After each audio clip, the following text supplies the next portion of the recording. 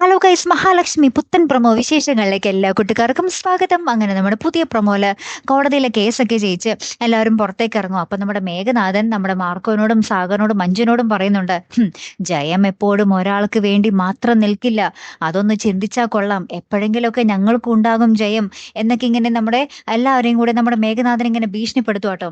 അപ്പുറത്ത് നമ്മുടെ കമലേശ്വരം വീട്ടില് നമ്മുടെ കണ്ണൻ എല്ലാവരോടും നമ്മുടെ ദുർഗാമ്മയോടും ഉണ്ണിയോടും കരുണയോടും പറയുന്നുണ്ട്, മഞ്ജു അവനെ കളഞ്ഞിട്ട് എങ്ങോട്ട് വന്നാൽ ഞാൻ പുഷ്പം പോലെ അവൾ ഇരു കൈ നീട്ടി സ്വീകരിക്കും.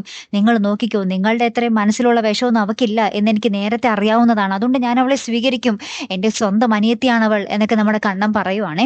അപ്പൊ നമ്മുടെ എല്ലാവരും കട്ടക്കലിപ്പിൽ നിൽക്കുവാട്ടോ.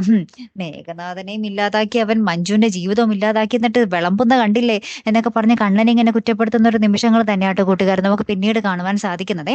എന്തായാലും നമുക്ക് നോക്കാം, മിക്കവാറും കമലേശ്വരം വീട്ടിലേക്ക് നമ്മുടെ കണ്ണൻ നമ്മുടെ മഞ്ജുവിനെയും സാഗറിനെയും കൈപിടിച്ച് കൊണ്ടുവരും.